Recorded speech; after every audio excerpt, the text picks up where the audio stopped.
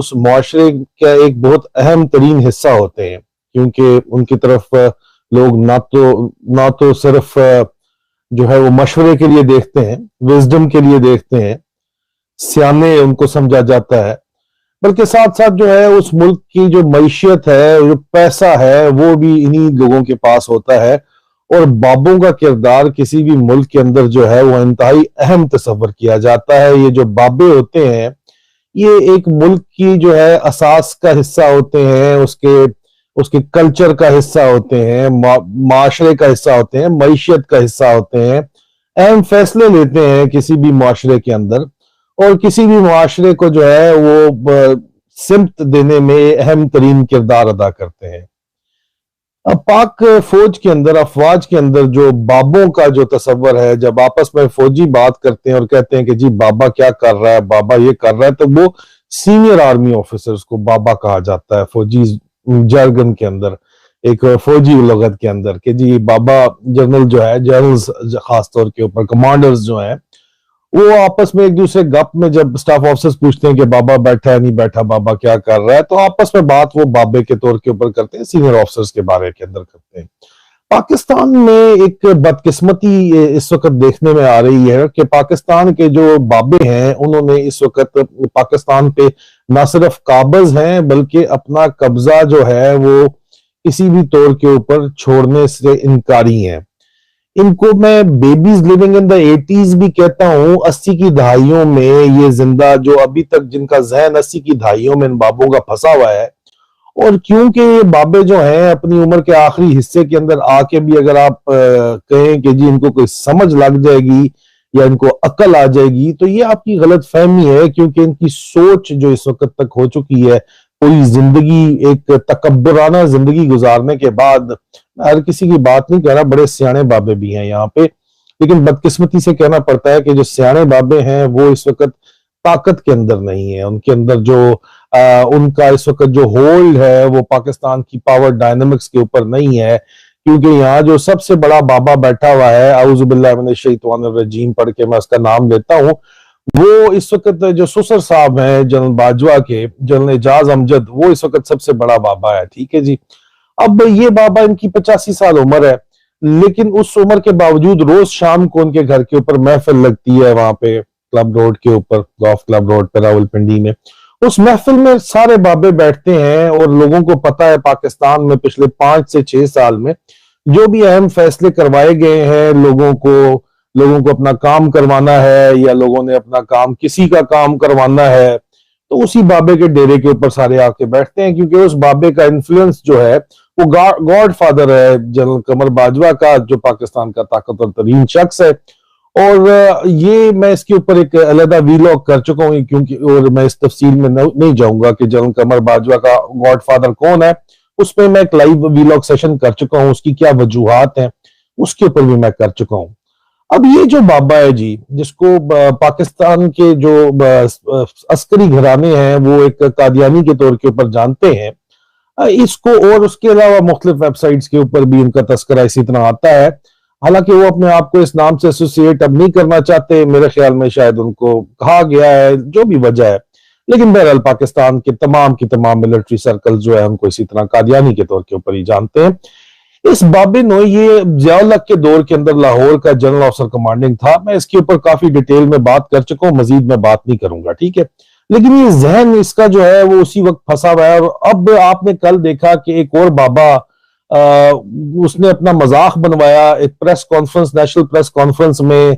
इस्लामाबाद में मुनक्कद की गई, और जो असल बाबे थे जिन्होंने प्रेस कॉन्फ्रेंस जब करनी चाहिए, जो अब जो है कई सैकड़ों की तादाद के अंदर जो है वहां पे नेशनल प्रेस क्लब वहीं पे गए, तो उनको प्रेस क्लब के अंदर भी नहीं जाने दिया गया जी। जनरल अली कुली खान ने, जो भी तो बाबे ही है ना, सियाने बाबे हैं, उन लोगों ने जो मीटिंग की थी, और उसके अलावा जो बाकी आपको वहां पे नजर आए, मेरे मामू अल्लाह जन्नत नसीब करे कर्नल नसीम राजा मरहूम, और उसके अलावा बेतहाशा वहां पे ऑफिसर्स थे जो मौजूद थे, और जिन्होंने ये रजीम चेंज ऑपरेशन के खिलाफ प्रेस कॉन्फ्रेंस की, उनको नेशनल प्रेस कॉन्फ्रेंस क्लब के अंदर भी नहीं घुसने की इजाजत दी गई, हालांकि उन्होंने एडवांस में पैसे दिए हुए थे। और कल ये जो मज़का खेज किस्म की conference Pakistan ex serviceman society का नाम लेके जनरल फैज अली चिश्ती ने वहां बैठ के की, और उनके साथ महज सिर्फ एक ऑफिसर, वो भी मजबूरी के तहत, कर्नल तारिक कमाल एक ऑफिसर वहां पे बैठे हुए थे, और वो भी सिर्फ मजबूरी के तहत कि जी पुरानी एसोसिएशन है जनरल साहब से, इसलिए बैठे हुए थे। मैं जाती तौर के ऊपर उनको जानता हूँ, मेरे रिश्तेदार हैं,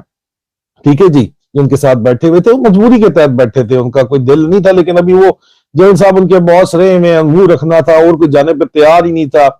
चले गए बेचारे, चुप करके बैठे रहे, कोई उन्होंने इनपुट नहीं अपनी दी उसके अंदर। उनको भी पता था यहाँ पे क्या हो रहा है। 50 मिनट जनरल साहब जो है वो अला बला बोलते रहे, उनका ख्याल था कि ये ज़िया-उल हक की अभी भी यहाँ पे बैठे हुए हैं, जनरल ज़िया-उल हक का दौर है और मैं कोर कमांडर 10 कोर हूँ। ये कमांडर 10 कोर थे जब जिस वक्त भुट्टो को गिरफ्तार किया गया, 1977 का कू हुआ और उसके बाद भुट्टो को उन्होंने फांसी लगवाई। ये भी सवाल वहां पे एजाज सैयद साहब ने उनसे किया कि आपको कोई शर्म है, उन्होंने जवाब नहीं दिया।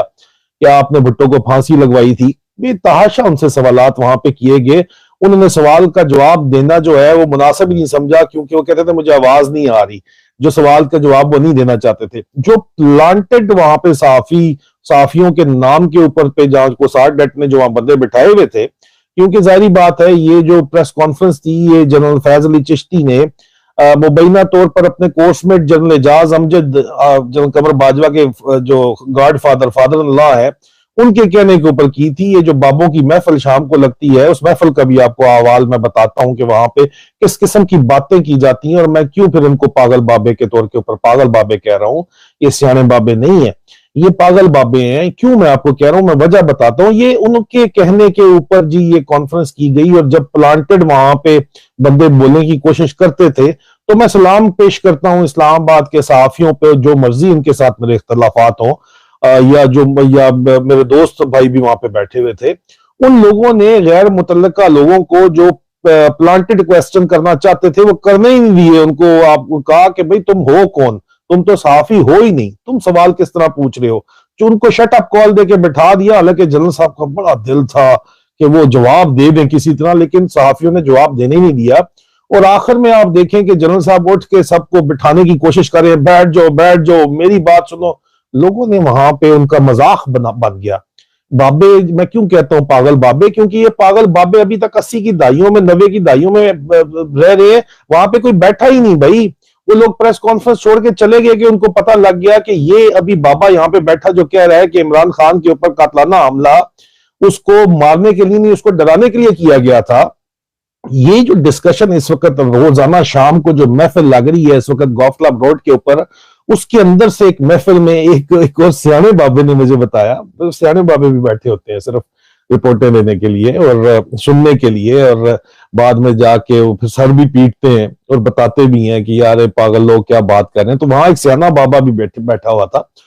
उसने उन लोगों को कहा भी कि आप लोग जिस तरह की जो अहमकों की जन्नत में आप लोग रह रहे हैं, ये यहाँ पे पाकिस्तान बहुत ज्यादा आगे निकल गया है। लेकिन खैर उन्होंने उसकी कोई बात इतनी खास तवज्जो नहीं दी, क्योंकि बाबे पागल है ना, अभी पागल बाबे हैं, उन्होंने पूरे मुल्क का बेड़ा गर्क कर दिया है। ये मेंटेलिटी वो है। आसिफ अली जरदारी साहब डेथ बेड के ऊपर हैं, राणा सनाउल्लाह साहब को पेस मेकर लग गया है, लेकिन अगर आप कहें कि यार इनको जो है आसिफ जरदारी साहब बीमार हैं, डेथ बेड तो मैं नहीं कहूंगा लेकिन बड़े शदीद बीमार है, अलील है। अब देखिए उसके बाद भी ये अगर आप कहें कि यार आखिरी उम्र में इनको कोई जो है अभी मौत करीब है, इनको कोई समझ आ जानी चाहिए। आसिफ अली जरदारी साहब का बड़ा करीबी ताल्लुक है जनरल एजाज अमजद के साथ। अब इन लोगों को समझ आ जाए तो इनको समझ नहीं आएगी, क्योंकि मुझे एक मिसाल दी मेरे एक दोस्त ने, एक सियाने बाबे ने बताया। दोस्त मैं उनको कहता हूँ लेकिन वो सियाना बाबा है, ठीक है, एज में बहुत बड़ा है इसलिए हम उसको सियाना बाबा। उसने कहा देखो एक बदमाश था ना, उसके 4 बेटे थे, उसने मरने से कुछ देर पहले चारों बेटों को वसीयत की कि मेरे जनाजे पे जब पूरा इलाका इकट्ठा हुआ होगा तो तुमने घर के चारों तरफ जाके एक क्लाशनकोफ के ब्रस्ट निकालने हैं। वो बड़े हैरान हुए, उन्होंने कहा बाबा जी क्यों ब्रस्ट क्यों निकालने हैं? उन्होंने कहा ताकि मैं तो मारा हूं, मैं इलाके का बदमाश मारा हूं, तो मेरे बाद दहशत बैठी रहे मेरे बेटों की, मेरी औलाद की दहशत बिठाने के चक्कर के अंदर। इनकी ये सोच है, मैं आपको सिर्फ एक सोच बता रहा हूं, क्रिमिनल सोच इसको आप कह लें। इस तरह की सोच है, ये अपनी इजारादारी कायम रखना चाहते हैं, ये नहीं अपनी इजारादारी छोड़ना चाहते। पाकिस्तान एक्स सर्विसमैन सोसाइटी ने शटअप कॉल दी जनाब फौरी तौर के ऊपर जनरल फैज अली चिश्ती को। जनरल फैज अली चिश्ती जो है वो 3 साल 92 से लेके 96 तक, 92 से 96 तक प्रेसिडेंट रहे हैं पाकिस्तान एक्स सर्विसमैन सोसाइटी के। उसकी इन्हीं हरकतों की वजह से उनको निकाल दिया गया था, क्योंकि सियासी अज़ाइम थे उनके। और उसके बाद से उनका कोई भी ताल्लुक नहीं है। उनको सरपरस्त आला सिर्फ और सिर्फ अपनी सीनियर, अपनी एज की वजह से उनको कहा जाता है। जनरल साहब की बड़ी इज्जत मैं करता था, मैंने उनको, मेरे उनके साथ इंटरेक्शन भी रहा है पाकिस्तान एक्स सर्विसमैन सोसाइटी में। लेकिन अब मुझे समझ आता है कि क्यों जनरल साहब को जो है वो पाकिस्तान एक्स सर्विसमैन सोसाइटी से निकाला गया था। मैं बहुत ज्यादा बातें तो बता सकता हूँ आपको इसके अलावा भी, लेकिन थोड़ा शर्म हया का पर्दा भी रखना पड़ता है। जनरल साहब का बेटा मेरा दोस्त है, जिसके बारे में वो कह रहे थे फौज वो छोड़ गया मेजर के ऊपर, उसने फौज जो है वो खैरबाद कह दिया था फौज को। अब एक बेटा उनका जो है वो मेरा दोस्त तो नहीं है, पीआईए का पायलट, आपको पता है वो पायलट था। आपको पता है कि लंदन में एक पायलट पकड़ा गया था शराब के नशे के अंदर जहाज उड़ाते हुए, और पीआईए को बड़ा भारी जुर्माना हुआ था और फाइन हो गया था। वो भी जनरल फैजल अली चिश्ती का बेटा है, पहले मैरिज से। तो एक बेटा जो है वो दूसरे